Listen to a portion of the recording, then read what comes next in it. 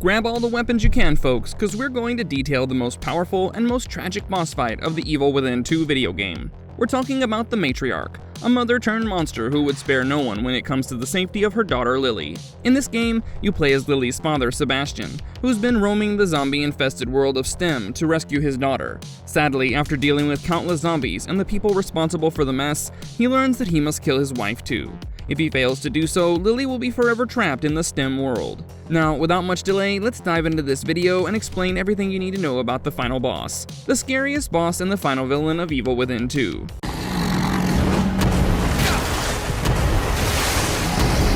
Her tragic backstory. Before we talk about the Matriarch, we have to know about the woman behind her. She's Mayra Castellanos, a former detective who worked alongside Sebastian and eventually married him. The couple then had a lovely daughter, and they named her Lily. But alas, tragedy struck their life when Lily died in a house fire at the young age of 5.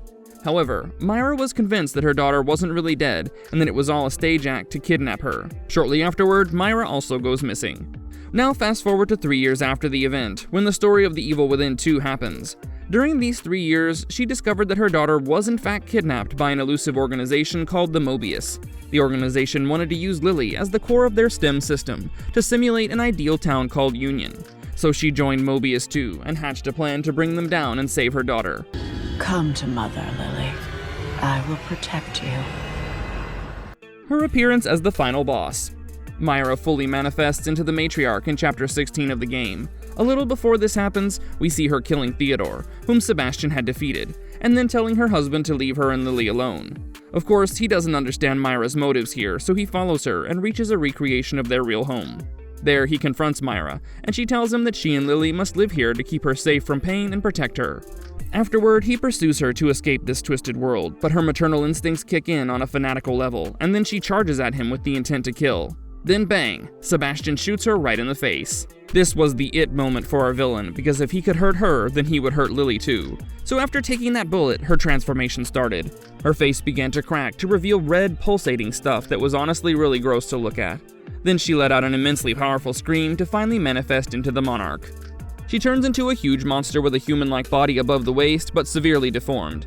On the other hand, the bottom half of her body seems to be firmly fixed to the ground, restricting her movements, but she can still swivel around. Also, her whole body is covered in gooey white psychoplasm, as well as nasty-looking boils and blisters. Seriously, folks, you don't want to watch it while having food, and I'm sorry to anybody who already has because this warning came too late. Anyway, her body also lacks any significant muscles and looks very much like a powerful skeleton. There are also certain body parts that glow in an orangish shade, and she tries her best to keep those parts protected. You must have figured it out yourself now that those are her weak points, so Sebastian must shoot down all these parts to finally defeat her. After that, the Matriarch melts into a huge whitish sludge, while Mayra returns to her human form. Then she finally allows him to take Lily out of the STEM world. Now let's have a look at her scary powers and how she can be defeated.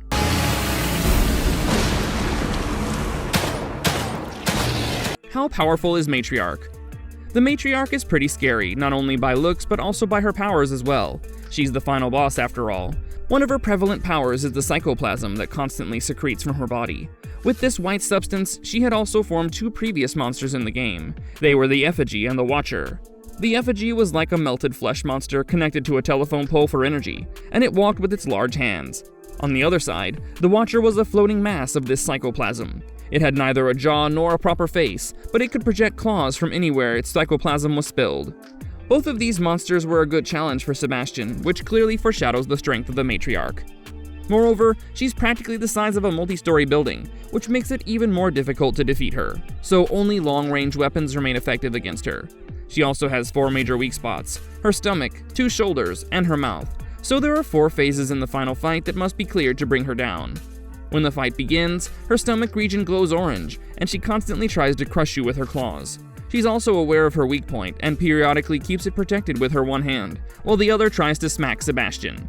She will also sometimes use both of her hands to protect that region, or her head will come into the way of the target point. Her abdomen's weak point is also protected with a layer of stiff psychoplasm that could be broken with constant firing. Once it's broken, it reveals an organ that must be destroyed. After that, the region around her womb begins to grow and then bursts into a huge splash of blood. With this move, she releases a lot of spiders at him. Meanwhile, her body visibly becomes weaker. The plus point here for Sebastian is that killing those spiders will help him gain some resources.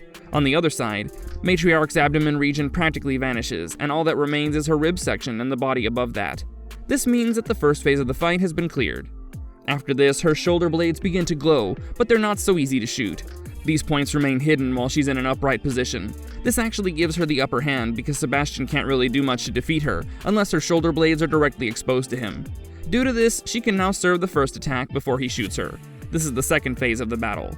In this phase, she mostly attacks with her huge claws and slams them down on the ground. However, these fist slam attacks expose her vulnerable shoulder blades as her whole body leans forward during this attack. This gives Sebastian the perfect opening to shoot her down. Once the shoulders are hit enough times, one of the forearms would come off, but this doesn't mean she's gotten weak. Her forearm is capable of moving on its own even after being severed, and it quickly makes a run to capture Sebastian. This is the third phase of the fight. Once Sebastian is captured in her fist, the arm begins to move to her body. He must then quickly shoot the glowing joint of her arm to be free. If he fails to do so, the monster will recover and then use her other hand to kill him by crushing his body, as if she's killing some mosquito with her palm. However, if he manages to successfully shoot it, the arm dies and stops moving. But the Matriarch isn't going to be defeated so quickly. She still has more moves in store. After this, the fourth phase of the fight begins, and she sprouts a new arm from her back. This new limb looks much like the claw we see in the Claw Machine games rather than her usual hand. It also has far greater range for attacks, making it much scarier and more deadly. She also spawns the spiders once again in this phase to distract Sebastian while she makes her killer moves. Besides, her new arm also provides her with several new powerful moves than just the fist slam attack. She can now smash the ground in greater range or simply sweep the limb across the ground because of its flexibility. Due to these attacks, Sebastian has to stay further back from her, which adds more difficulty to shooting her down. While he needs to remain more agile to avoid the flexible limb, the Matriarch is also free to slam him with her other original arm. Additionally, this new limb can also be planted into the ground. But what good will that do? Well, this allows her to bring up multiple gooey arms that can similarly smash on the ground in an attempt to capture Sebastian. Also, this move is very similar to what the player encounters in his previous fight with the Watcher. Anyway, the motive remains to shoot down the other original arm. After that, she falls down on the ground, but there's still some fight left in her. She then tries to be upright once again, and her mouth begins to glow. It must be shot down next, and an opening also shows up. However, it must not be forgotten that her new limb is still there to smash Sebastian, and she does it without any hesitation. Still, once her mouth is properly shot, she's finally defeated. Phase 4 really levels up the game and serves justice to what one would expect in the boss level. Moreover, the Matriarch leaves no stone unturned in her fights and makes every possible move she can to defeat Sebastian. Perhaps the strong maternal instincts that drive her make her such a powerful and fearsome enemy. Overall, she has an interesting set of moves that mostly include slam attacks. Also, the spiders that she spawns might seem like a trivial move, but they're a great way to distract or ambush the player to make them fall prey to her attacks. She also has high endurance and great strength to hold herself. Because as we see, despite being weakened and losing limbs, she keeps on fighting with the same vigor. In fact, she seems to become more powerful with the passing phases, especially in the fourth phase. Even after being defeated, she makes one last move and attacks Sebastian with her flexible limb, although she fails at that.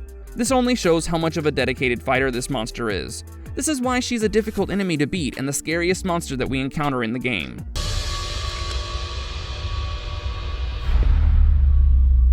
Marvelous verdict. The Matriarch is a very thrilling monster to fight against, but the way Sebastian keeps saying that he doesn't want to do this really pulls on your heart in the fight.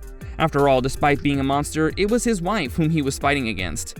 This emotional connection to the Matriarch and her undying will to protect Lily makes the fight even more intense and tragic.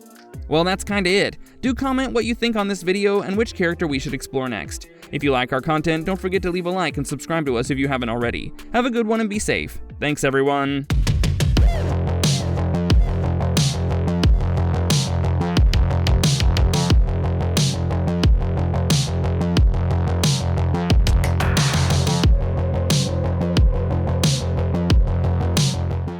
Generate by AI.